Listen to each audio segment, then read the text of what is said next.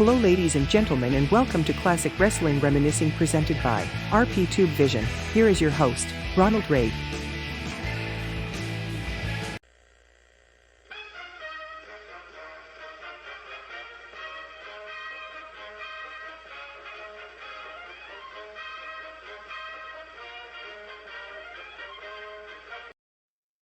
Hello, mans and sirs, and welcome to Classic Wrestling Reminiscing. I'm your host, Ronald Ray, your boy with a cornbread accent. And in this episode, we'll discuss Tales from the Territory, brought to you by Vice Network, and they covered Stampede Wrestling. They titled this episode Stampede, the Hart of Pro Wrestling. Stampede Wrestling was a territory based in Calgary, Canada. It was started in 1948 by Stu Hart and Al Oming. Hopefully I pronounced that right. It went through a few name changes. From 1948 to 1951, it was called Klondike Wrestling. From 1951 to 1959, it changed its name to Big Time Wrestling.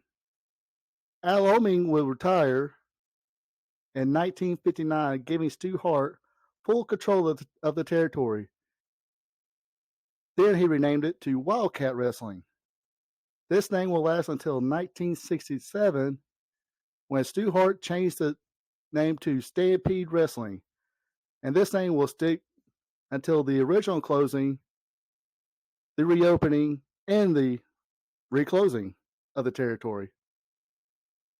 And I believe, I think his sons tried to start it back up a few times in the 90s and 2000s, maybe. I think I recall a Stampede 2000 or something like that. Anyway,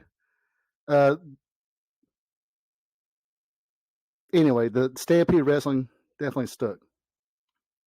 Stu Hart was well trained in catch wrestling, which is a grapple and submission style of wrestling. You see a lot of this style in MMA. Wrestlers from Lou Thesz, Gene Anderson, to William Regal and Davey Boy Smith Jr., along with MMA fighters like Randy Couture, will adopt this style of wrestling. Stu Hart was well adapted and very good wrestler in his days.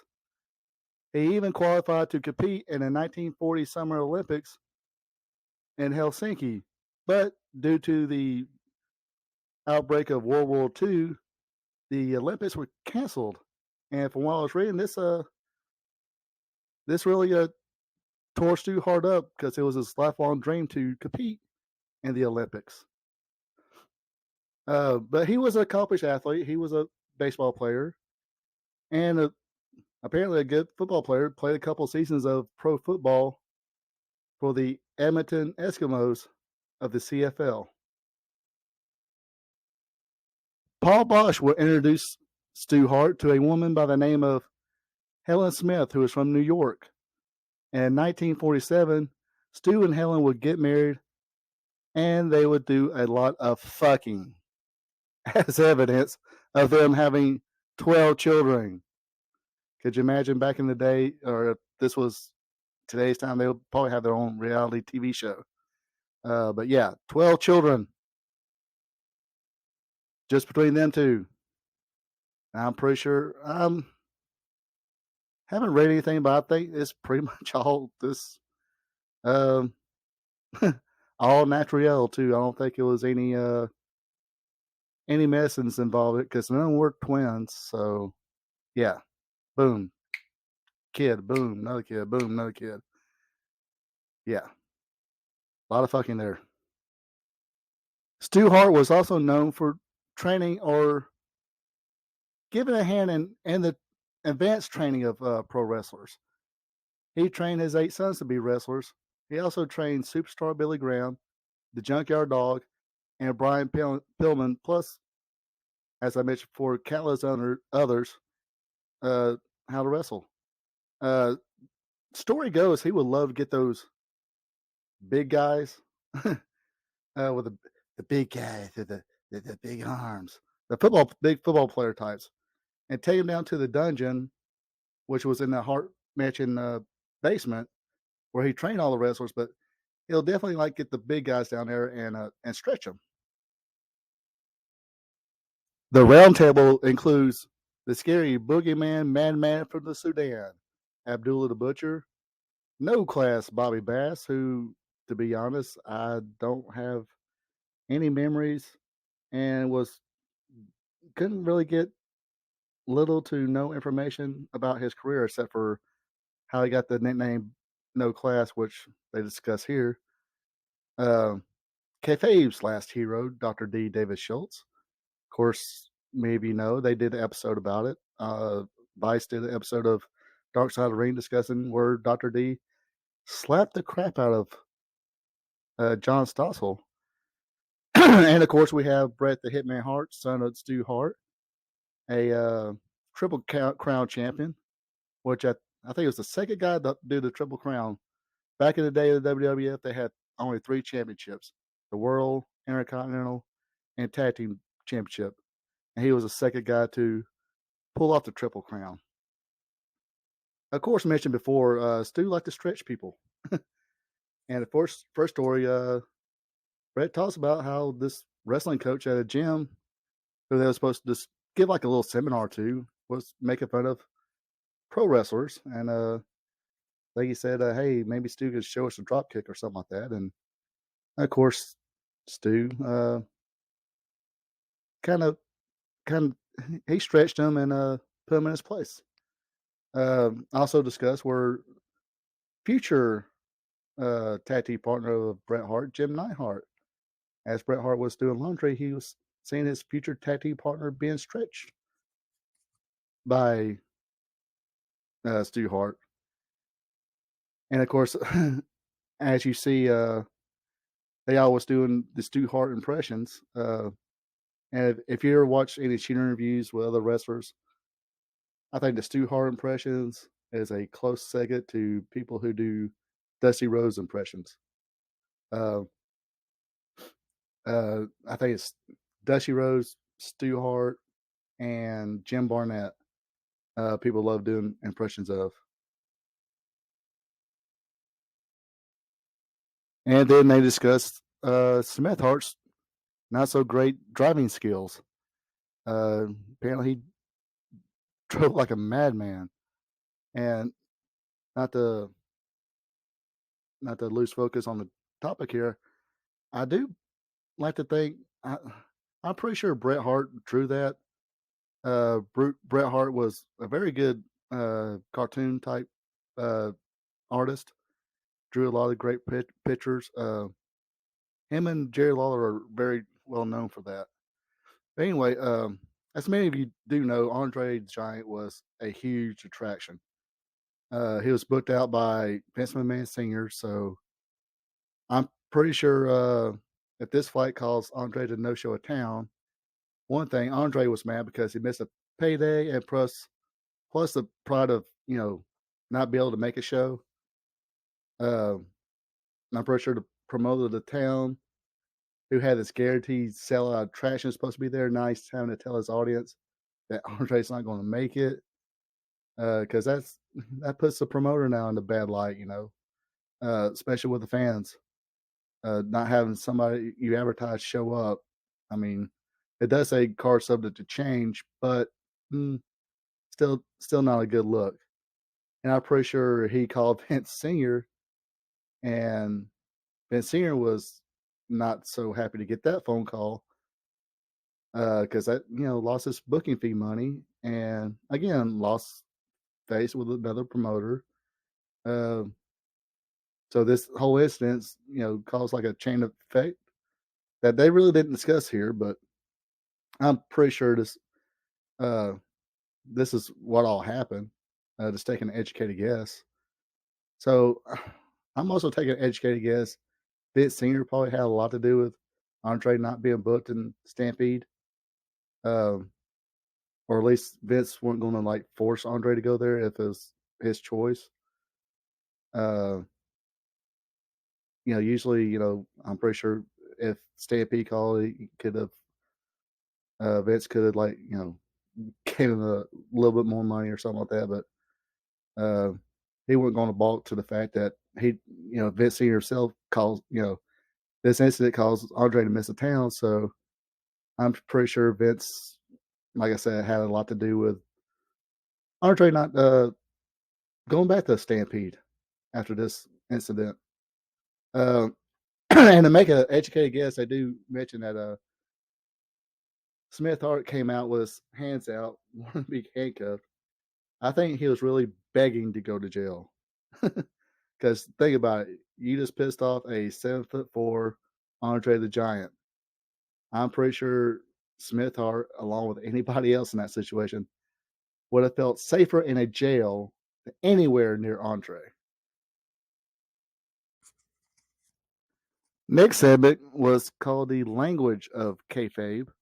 Abdullah Butcher did what a lot of other wrestlers did, like the Sheik, Kevin Sullivan, later on Sabu, and they lived their gimmick, which meant if they didn't speak English on TV or was, a madman, I'm pretty sure he didn't act like a madman and eating raw fish at the restaurant or anything like that. Uh, but if his character was that of someone who didn't speak English, of course he's going to go out in public and not speak English. And it's pretty cool the story that he told here where he was like pointing out and trying to say egg or whatever on the menu, but the waitress obviously worked with him, and then he got the same waitress again later on, and she was cool about it, saying, "Oh, I know, but I won't tell nobody." And doing this kind of thing, and the mystique of it all is what helped them draw money and made them more, more valuable to employers, promoters to bring them in and would help draw money for a territory, which made them money, of course. The flip side of that is some fans, and like I said before, I think by the 80s at least, uh, people knew, but I think there were some people mixed in with alcohol who were 100% invested emotionally in the the baby face, the crowd favorites, uh, fan favorites, whatever you want to call it.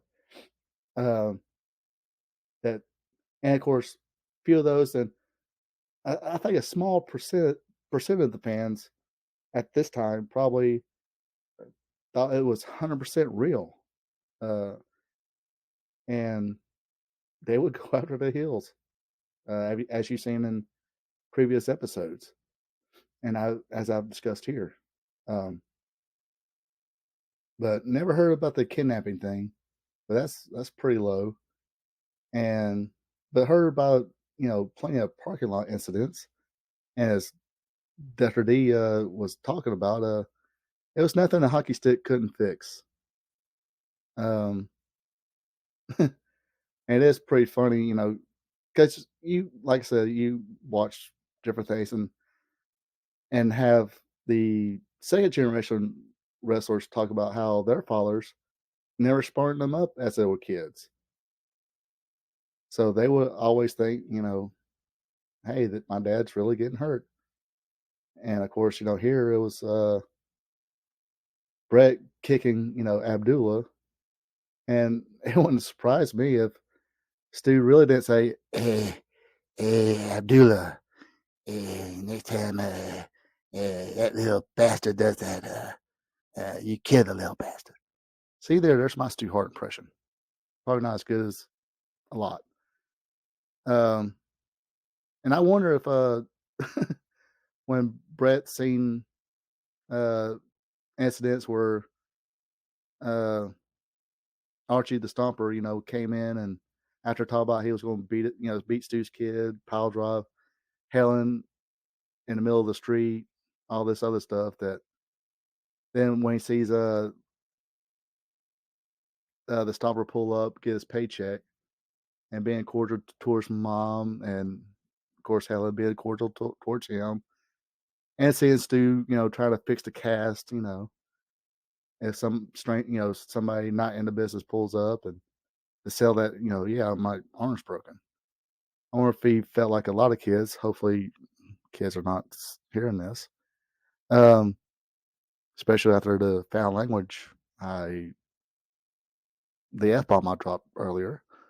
Anyway, I wonder if they felt like the same way kids do when they see Christmas Day and they catch their parents bring out the presents that supposedly Santa Claus got them.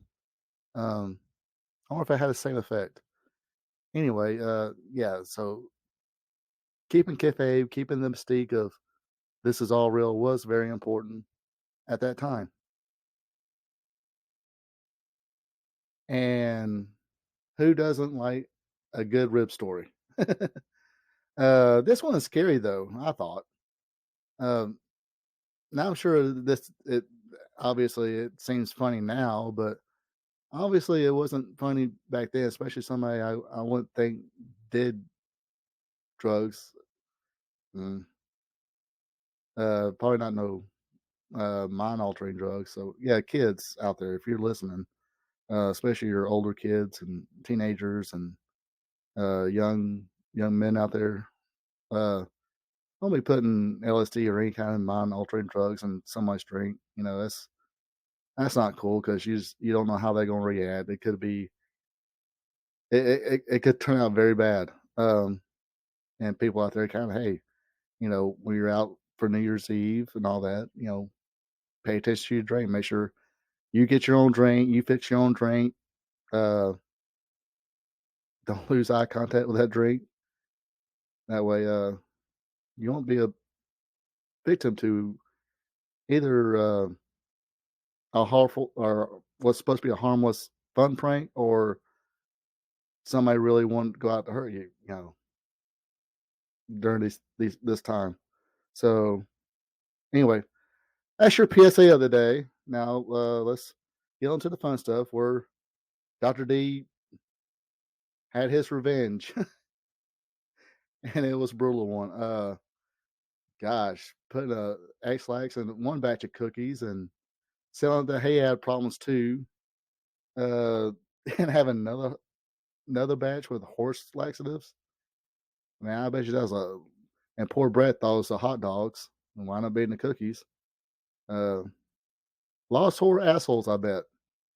Um, and of course, they talk about the Mabel party where they got a woman, flirt with one of the wrestlers, and the husband comes in, shoots everybody with blanks, but they make it look like they really got shot. Uh, Guy runs out, gets the cops, come back, and everybody's out. You know, everybody's okay, having a good time, drinking a beer. Nothing to see here. But this story actually reminds me. I don't know. Have you guys ever seen the movie Porky's? I think it came out like 1984. If you've never seen Porky's, it's definitely one of these movies that could not be made today. But if you get a chance to watch that movie, I recommend seeing it. It's hilarious, but there is a scene that has something like this in it. It's close to it. But that's my movie recommendation. Of course, as you guys know by now, I am a Southern man and I cannot stand cold weather. Uh, Down here in Georgia, where we had temperatures going way down to like 10 to 15 degrees. Sorry, no, nope, that is not for me. I can honestly tell you, I can deal with summer weather better than I can deal with cold winter weather, and I work outside for a living. So yeah, everybody keep that cold weather. Snow, no. Snow is a no go for me. But it did get me thinking as I was watching this. That imagine being like a young man from the South, born raised, working in Florida for a promoter, Eddie Graham, and he says, "Hey kid, I'm going to finish you up in the next couple of weeks, and they want you up in Stampede Wrestling in Canada, where not only will you have to deal with some old timer who wants to stretch you, but deal with sub-zero temperatures. Yeah, but I'm sure if I was a wrestler back then, I'd be like, sure, because A, it's your job, and B, I'm pretty sure the reputation alone, you'll know you'll get uh, a little bit more of an education. But other than that, yeah, you keep that cold weather.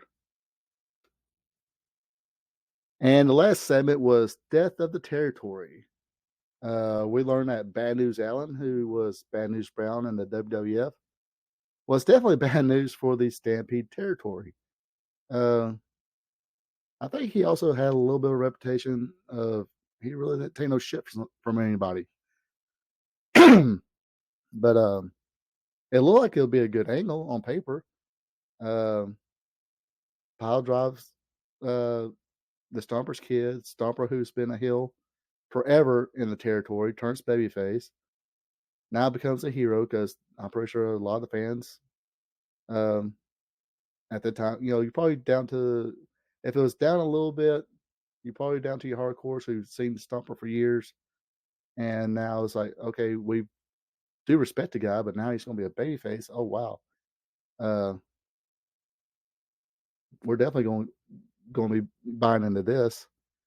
But honestly, come on. Um, I wouldn't think much of it if the story was he beat up some dude 20 to 50 years of age. But 90-year-old 90-year-old guy, come on. Just do the little backhand thing, threaten him, flip him off, point at him, just walk away. Um, I don't think it was a riot situation either where he picked up the chair and beat the heck out of somebody. I understand if it was a riot, he's just trying to swing the chair around and excuse me, actually hits some people, just trying to get out of the way. But I'm pretty sure all this, they didn't mention lawsuits, but I'm pretty sure some lawsuits came out of this. Uh, so that put a dent in the wallet.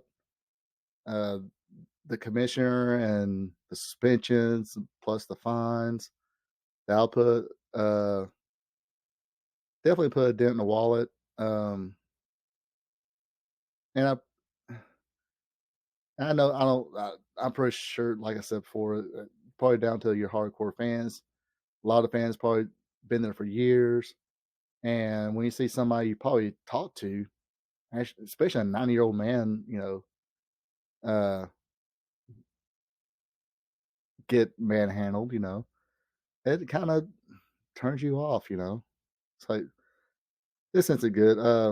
I think during this time too, a lot of the stars like Dynamite Kid was going to other places, other territories. Wouldn't spend as much time in Stampede as mentioned before. Dynamite Kid, I think, he was doing Japan and getting some looks from the WWF, and then I think he did some time in Portland too.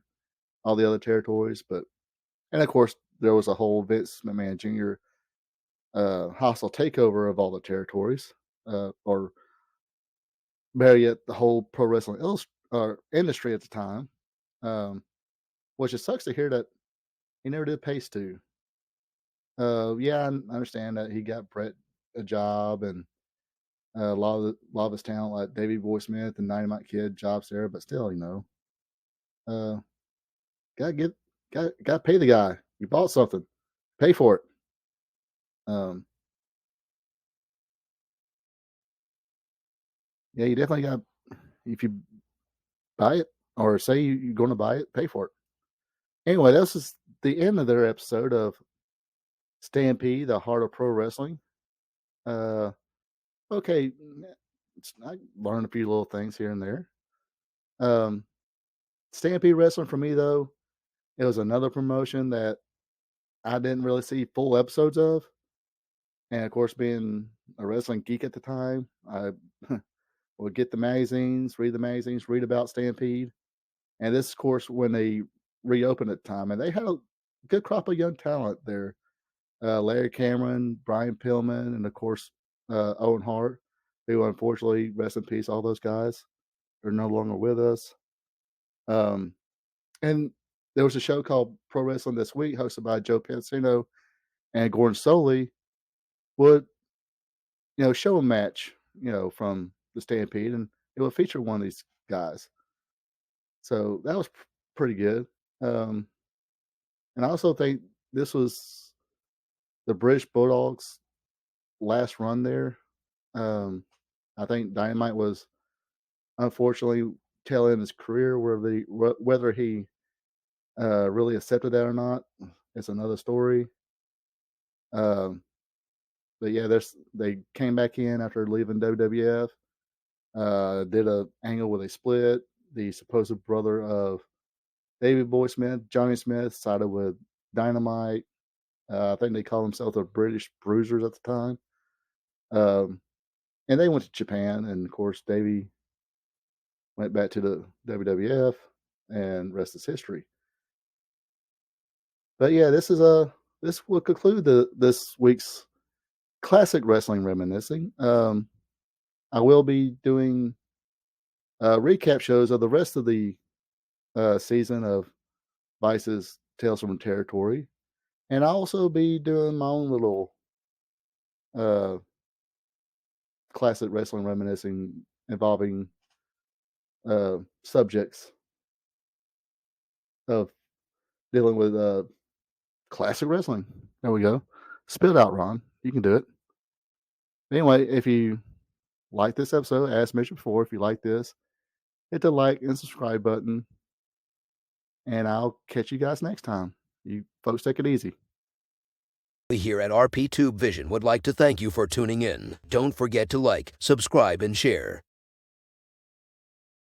Also check out friends of the show Ecolife & Natural for home-crafted candles, hand cloth, and other home and personal goods. Look them up on Facebook. Link will be available below the video. That is Ecolife & Natural.